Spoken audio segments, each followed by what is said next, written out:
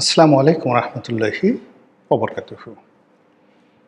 সম্মানিত দর্শক, ইরান এবং আমেরিকার যে যুদ্ধ, এটি আপাতত ২ সপ্তাহের জন্য বিরতি চলছে। এ যুদ্ধ বিশ্বযুদ্ধে রূপান্তরিত হবে। এ যুদ্ধে আমেরিকা হুমকি দিয়েছিল যে তারা পুরো ইরানের সভ্যতা তছনছ করে দেবে। এবং এই যুদ্ধ যখন শুরু হলো, সারা দুনিয়ার যারা এক্সপার্ট, ওয়ার এক্সপার্ট, তারা সবাই এক বাক্যে বলার চেষ্টা করছিল যে এটা একটা অসম যুদ্ধ। ২৪ ঘন্টার মধ্যে, বড়জোর ৪৮ ঘন্টার মধ্যে ইরান তছনছ হয়ে যাবে। ইরানের নেতৃত্ব ভেঙে পড়বে, সেনাবাহিনী ভেঙে পড়বে এবং আমেরিকার যে মদতপুষ্ট বিভিন্ন সংগঠন আছে এবং মার্কিন ডিপ স্টেটের যে সকল এজেন্ট রয়েছে এবং তাদের পুতুল সরকার, রেজা শাহ পাহলভীর যে সন্তান, সেই পুতুল সরকারের প্রধান হওয়ার জন্য রেজা শাহ পাহলভীর পুত্র, তিনি প্লেনে করে এসে আবার ইরানে সেই রাজতন্ত্র কায়েম করবেন। এগুলো নিয়ে যখন খুব বেশি কথাবার্তা হচ্ছিল, তখন সারা দুনিয়াতে যারা ইসলামপ্রেমী মানুষ, যারা চায় যে মুসলমানরা মাথা উঁচু করে দাঁড়িয়ে থাকুক, যারা মহান আল্লাহ রাব্বুল আলামিনকে ভালোবাসেন, তাদের অন্তর খান খান হয়ে যাচ্ছিল।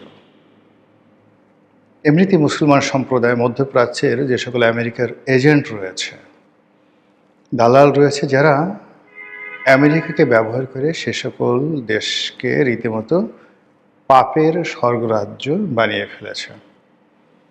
মুসলমানদের হক নষ্ট করে তারা নিজেদের বৃত্ত এবং বিলাস, সেই বৃত্ত এবং বিলাসের বৈভব তৈরি করে ফেলেছে সারা পৃথিবীব্যাপী।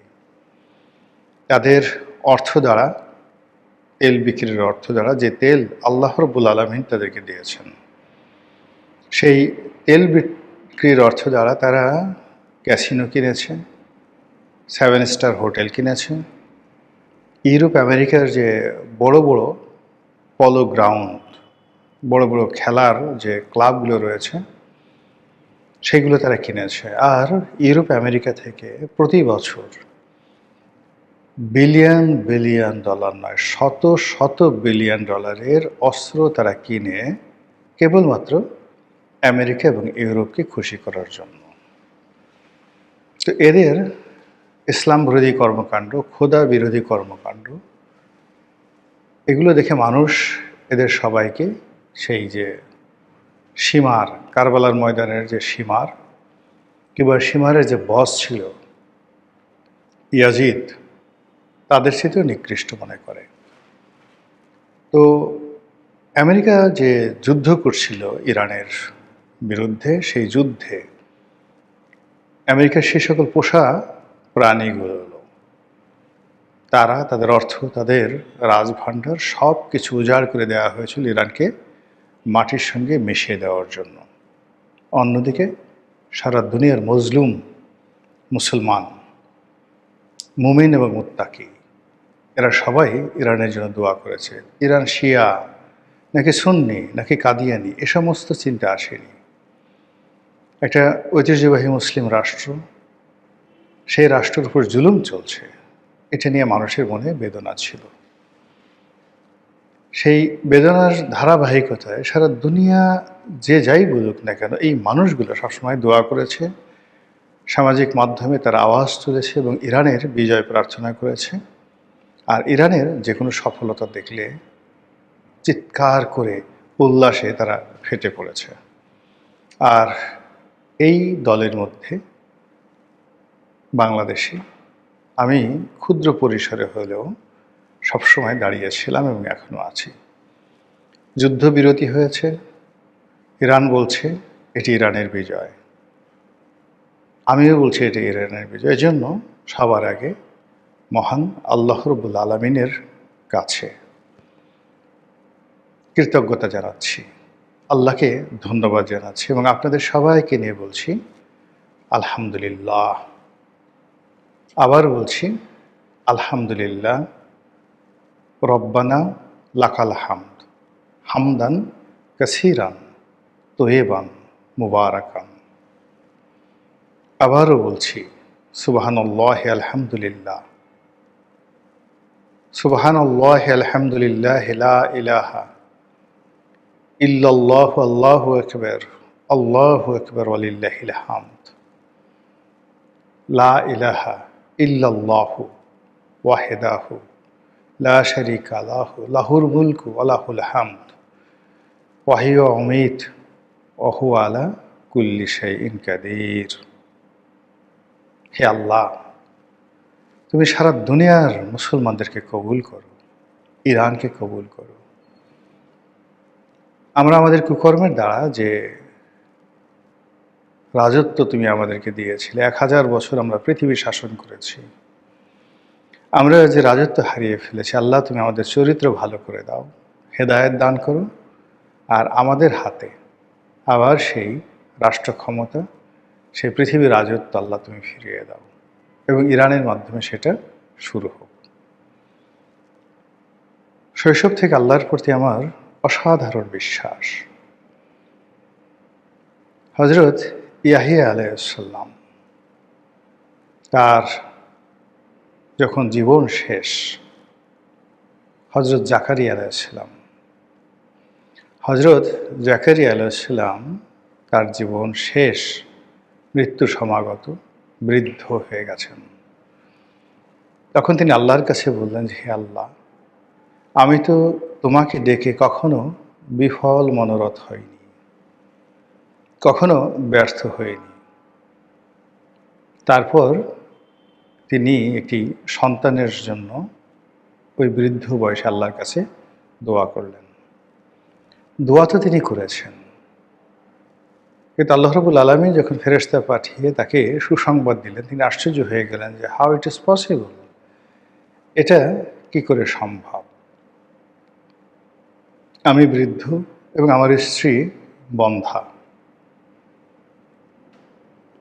তখন আল্লাহর প্রেরিত ফেরেশতা জিবরাইল বললেন যে এটা সম্ভব, আল্লাহ চেয়েছেন এটা সম্ভব। শুধু তাই নয়, আল্লাহ তার যে সন্তান, হযরত জাকারিয়া আলাইহিস সালামের যে সন্তান, তার নামও রেখে দিলেন হযরত ইয়াহিয়া আলাইহিস সালাম। এটা ইতিহাস, এটা কোরআনের কথা, এটা পৃথিবীতে প্রতিষ্ঠিত যে আল্লাহর কুন ফায়াকুনের ক্ষমতা কত প্রবল। আবার এই যে আমরা সূরা ফিল পড়ি, আলাম তারা কাইফা ফাআলা রাব্বুকা বিআসহাবিল ফিল। হে নবী, আপনি কি দেখেননি সেই দিন যে হস্তি বাহিনী, সেই হস্তি বাহিনীর আমি কি করেছিলাম?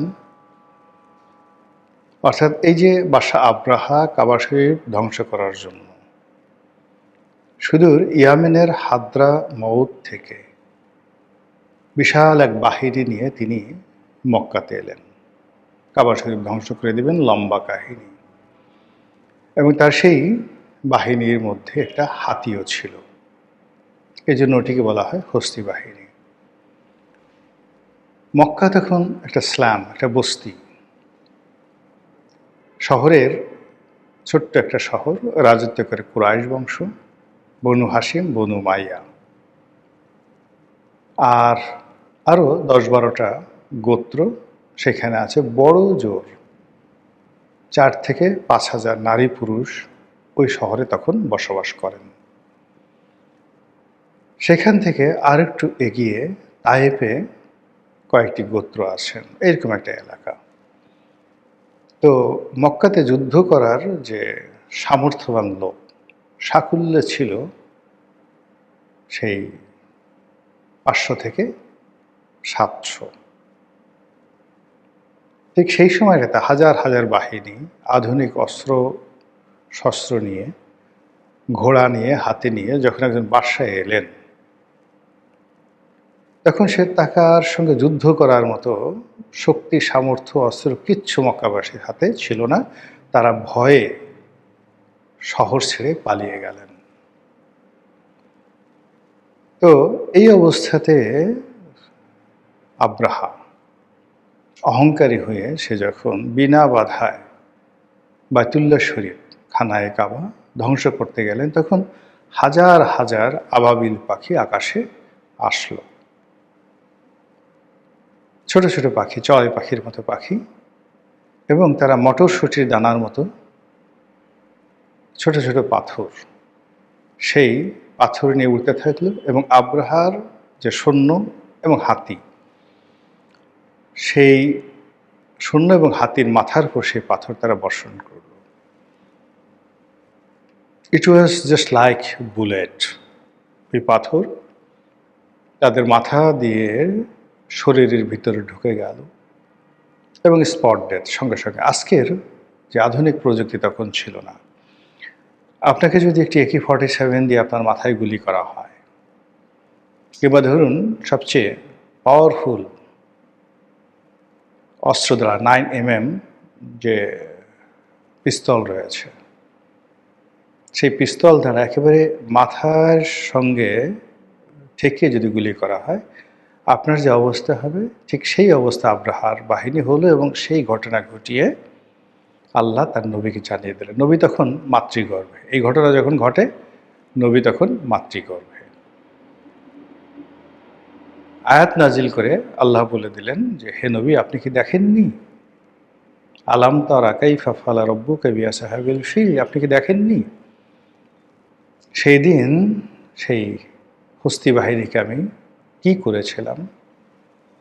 একইভাবে অসংখ্য ঘটনা মানবজাতির ইতিহাসে ঘটেছে, যখন সারা পৃথিবীর মানুষ বলছে এটা একটা অসম যুদ্ধ, এবং মানুষ যখন বলেছে এখানে সম্ভব নয়, আল্লাহ রাব্বুল আলামিন সেই অসম্ভবকে সম্ভব করে দিয়েছেন। পৃথিবীর সবচেয়ে তাচ্ছিল্য যাকে করা হয় আর যাকে প্রবল পরাক্রান্ত মনে করা হয়, সেই তাচ্ছিল্য যাকে করেন তাকে দ্বারা প্রবল পরাক্রান্ত যে বাহিনী, মানুষ, গোত্র, সম্প্রদায়কে আল্লাহ ধ্বংস করে তিনি যেটি প্রমাণ করতে চান সেটা হলো তিনিই হলেন ওয়াহিদুল কাহ্হার। আজকের এই দিনটিতে বা এই সময়টিতে ইরান যুদ্ধে নিঃসন্দেহে ইরানের বীর সেনানী, ইরানের জনগণ, ইরানের বন্ধু রাষ্ট্রগুলো তারা গুরুত্বপূর্ণ ভূমিকা পালন করেছে। কিন্তু এগুলোর সঙ্গে সঙ্গে মহান আল্লাহ রাব্বুল আলামিনের যে একটা ডিজায়ার বা একটা ইচ্ছা ছিল, তার যে একটা সিদ্ধান্ত ছিল, এবং তিনি কিছু একটা করতে চেয়েছিলেন এই জমানাতে, ঠিক সেই জিনিসটি ইরানের এই যুদ্ধে ঘটে গেছে। মার্কিন যুক্তরাষ্ট্র আর দাঁড়াতে পারবে না। এরপর থেকে শুধু কেবল তাদের পতন পতন পতন। এই মধ্যপ্রাচ্য থেকে যে পতন শুরু হলো, এটা আর থামবে না। মুসলমানরা যে বিজয় লাভ করলো, যদি তারা শুকরগুজারি হয়, যদি তারা অত্যাচারী না হয়, যদি তারা ধর্মের প্রতি অবিচল থাকে, মহান আল্লাহ রাব্বুল আলামিন তাদের উপর যে নিয়ামত তিনি বর্ষণ করেছেন, এই নিয়ামতের সংখ্যা, মাত্রা, পরিমাণ বৃদ্ধি করে দেবেন।